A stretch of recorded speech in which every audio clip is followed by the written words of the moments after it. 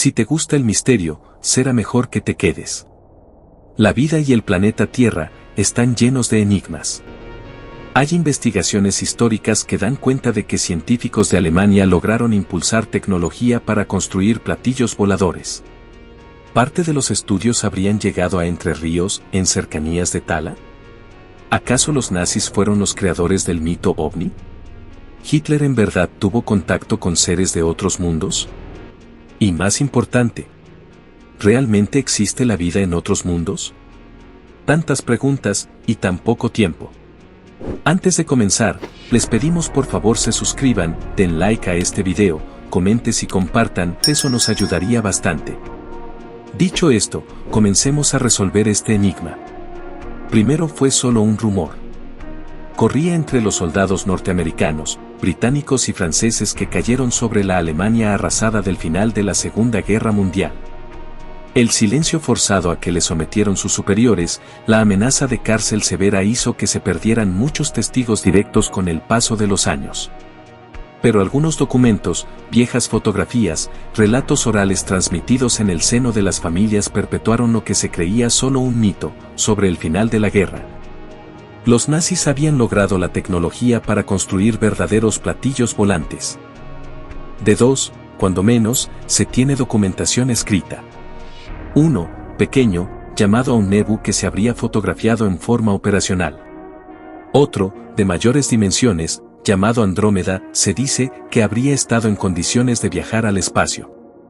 Ciertas fuentes aseguran que fueron desmantelados por los americanos y llevados en secreto a Estados Unidos, sentando las bases de una tecnología secreta paralela a la carrera espacial que, precisamente gracias a dos científicos también nazis, uno, archiconocido, Werner von Braun. Otro, desconocido pero un verdadero genio en las sombras, Willy Ley, se desarrollara en el país del norte. Algunos teóricos, en cambio, sostienen que en realidad esos prototipos y mucha más información fueron llevadas a una base secreta que los nazis estaban desarrollando en la Antártida. Nueva Suabia se la llamaba, y fue la razón de la mentirosa campaña científica del comandante Richard Byrd al frente de 15.000 soldados en el verano de 1947. Es un secreto a voces que se trató de una monstruosa operación militar encubierta. Es también un secreto a voces que cerca de 200 militares murieron, según los informes oficiales, en accidentes. Pero, ¿qué pruebas hay además de esos documentos que cuando menos por algunos años siguieron campeando por los cielos los ovnis nazis? Muchas. El increíble parecido del ovni aterrizado en la base británico-estadounidense de Kicksburg con Die Glocke, la campana, un proyecto negro nazi al que enseguida me referiré. El número sugestivo de ovnis que presentaban una esvástica en su superficie reportados a fines de los 40 y principios de los 50 y, finalmente, el inevitable parecido de la Aunebu con el ovni de Adamski y otros alimentan ese abordaje. Empero, la gran crítica que los escépticos suelen plantear, aquellos que, sin negar que los nazis llegaran a construir prototipos de aeroformas circulares pero simplemente propulsadas a retropropulsión se mofan de suponerles una tecnología tan avanzada que fuera capaz de llevarles al espacio o alcanzar los parámetros de comportamiento que habitualmente se le asigna a los mismos y que hablan de conocimientos aplicados muy por delante de nuestra actual, y más aún, la de ese momento histórico. Tecnología si realmente los hubieran tenido, los habrían empleado en combate y, merced a su superlativa performance, sin necesidad de construir grandes números a solar, sin ir más lejos.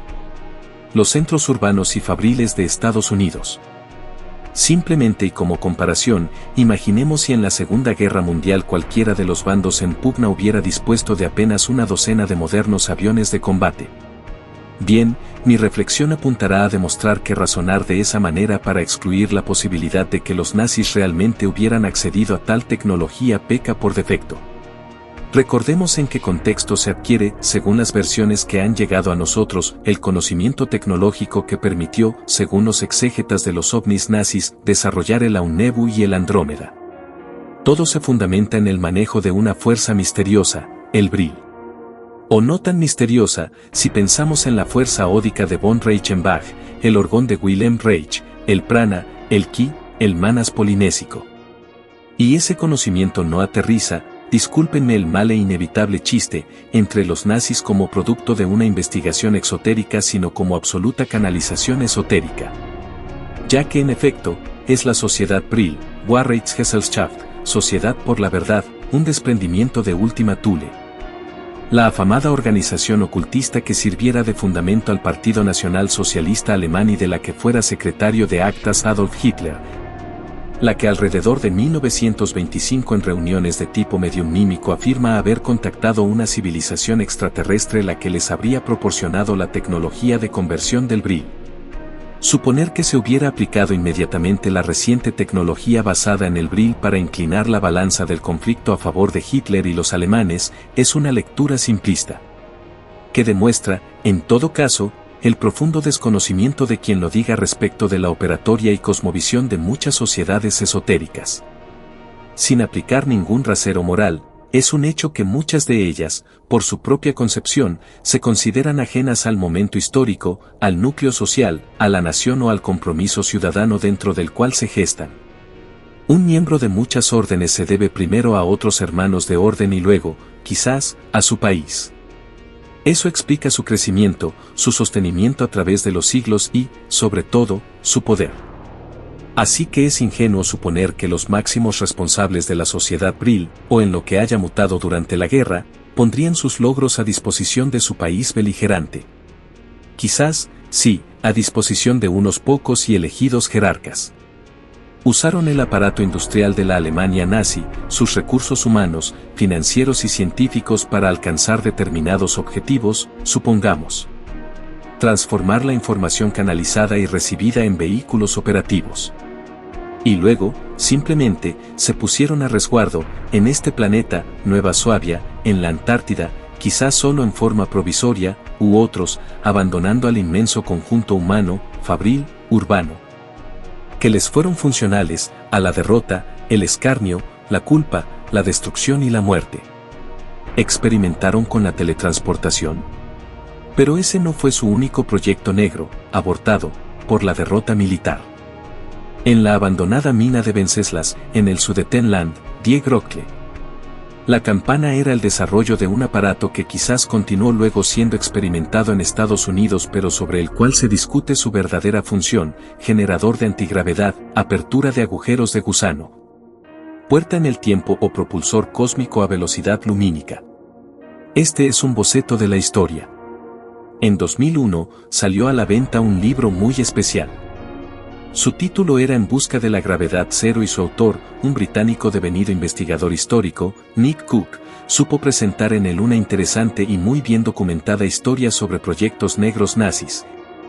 Tecnología extraña aún para los cánones de este incipiente siglo XXI, rumores y calificada información científica. Entre otros ítems, se proponía una explicación alternativa sobre los Foo Fighters. Esas misteriosas bolas de luz de comportamiento inteligente que los pilotos aliados observaron atónitos en las postrimerías de la Segunda Guerra Mundial. Junto a un investigador polaco llamado Igor Witkowski, que ya había escrito varios libros sobre entretelones de la tecnología alemana de ese periodo.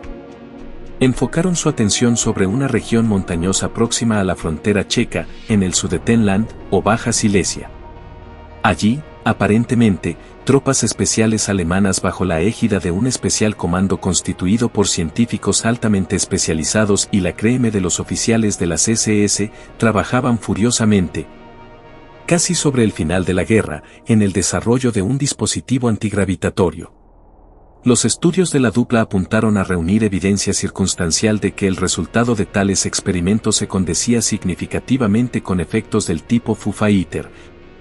En tanto excedían las limitaciones de la física normal, la alta cota de vuelo de las apariciones, los bruscos cambios de dirección con instantáneas desaceleraciones y aceleraciones.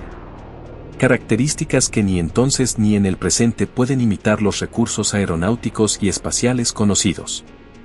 El punto de partida de sus investigaciones fue un oscuro libro escrito por un exoficial de las SS, de apellido Sporrenberg, titulado La Wunderwaffe 1, en edición del autor.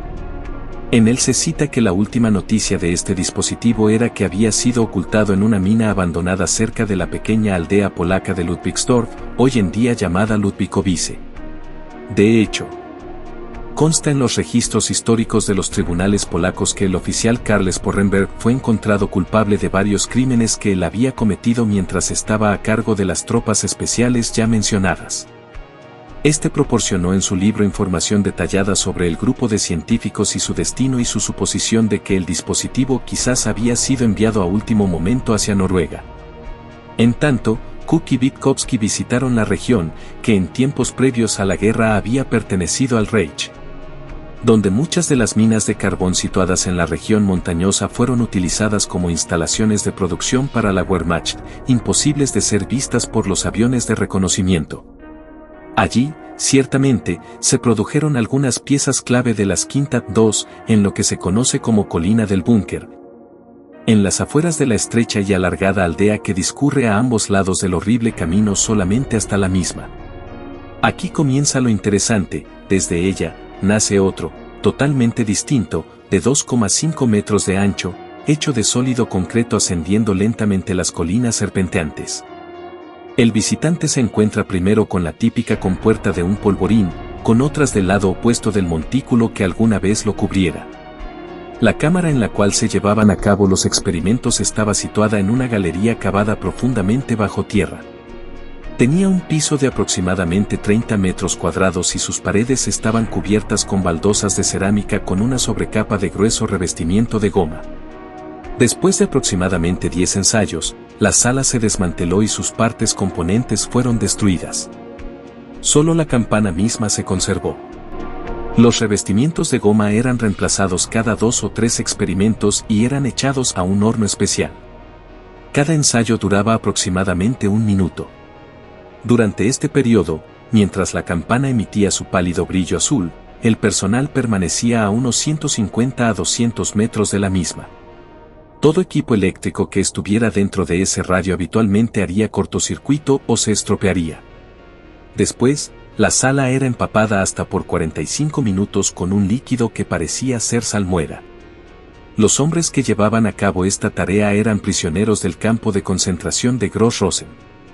Según comenta el especialista Milton W. O'Rourke, durante las pruebas, los científicos colocaban varios tipos de plantas, animales y tejidos de animales en la esfera de influencia de la campana. En el periodo inicial de ensayos de noviembre a diciembre de 1944, casi todas las muestras fueron destruidas. Una sustancia cristalina se formaba dentro de los tejidos, destruyéndolos desde dentro. Líquidos, incluyendo sangre, se hacían gelatina y se separaban en fracciones claramente destiladas. Las plantas expuestas a la campana incluían musgos, helechos, hongos y moho. Los tejidos animales incluían yema de huevo, sangre, carne y leche.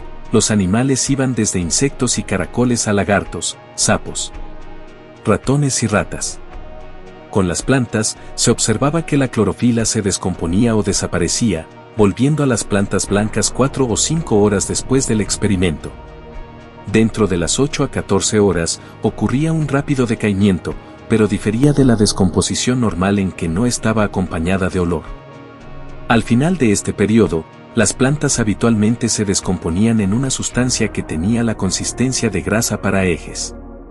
En una segunda serie de experimentos que comenzaron en enero de 1945, el daño a los sujetos de prueba se redujo en aproximadamente un 12 a un 15% luego de ciertas modificaciones al equipo. Esto se redujo a un 2 o 3% luego de un segundo conjunto de ajustes. La gente expuesta al programa se quejaba de enfermedades, a pesar de su ropa protectora. Las mismas iban desde problemas para dormir, pérdida de memoria y equilibrio, espasmos musculares y un permanente y desagradable sabor metálico en la boca. El primer equipo se dijo que fue disuelto como resultado de la muerte de 5 de los 7 científicos que participaban. La campana debe haber emitido radiaciones como el infierno, dice uno de sus informantes, un tal Marcus, generando energía electromagnética en todas las frecuencias, desde ondas de radio a luz. No en vano enterraron tanto la maldita cosa. El hecho de que los alemanes hayan llenado los cilindros rotatorios con una mezcla de diferentes metales también es significativo, cree él. Si se pueden obtener las proporciones exactamente adecuadas, se tiene una posibilidad aún mejor de interactuar con un campo de gravedad cero. Pero sería un proceso de mucho acierto y error, avalada por un comentario de Sporrenberg. Cada prueba había sido muy corta, durando un promedio de aproximadamente 1 minuto. Se parecía mucho a como si los científicos hubieran estado tratando de sintonizar la campana como se hace con una radio.